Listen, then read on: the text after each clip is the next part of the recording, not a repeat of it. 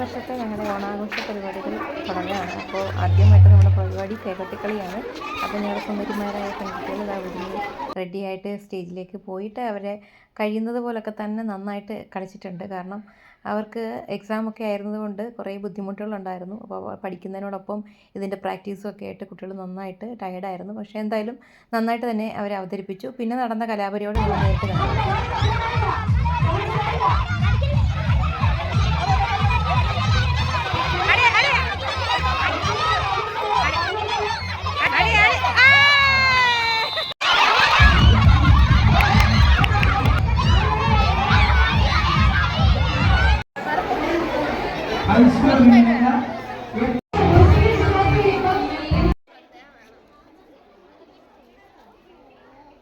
കളിച്ച് ക്ഷീണിച്ച കുട്ടികൾക്ക് വിഭവസമൃദ്ധമായ സദ്യയാണ് നമ്മൾ ഒരുക്കിയിരുന്നത്. അപ്പോൾ പായസം ഉൾപ്പെടെയുള്ള എല്ലാ വിഭവങ്ങളും ഉൾപ്പെടുത്തി ഗംഭീരമായിട്ടൊരു സദ്യയാണ് കുട്ടികൾക്ക് വേണ്ടിയിട്ട് അറേഞ്ച് ചെയ്തത്.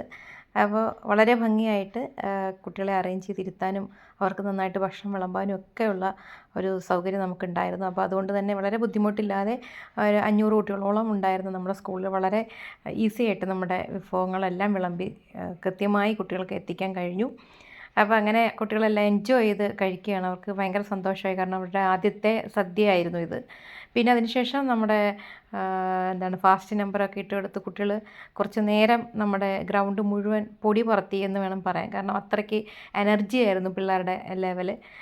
കാരണം അവർക്ക് മ്യൂസിക്കൊക്കെ ഇട്ട് അവർ മനം തുറന്ന് സന്തോഷത്തോടെ, ഗേൾസ് സ്കൂൾ കൂടെ ആയതുകൊണ്ട് അവർക്ക് വേറെ ബുദ്ധിമുട്ടുകളൊന്നുമില്ല. അവർ ഭയങ്കര ഹാപ്പി ആയിട്ട് അവർ എൻജോയ് ചെയ്തിട്ടാണ് സ്കൂളിൽ നിന്ന് പോയത്.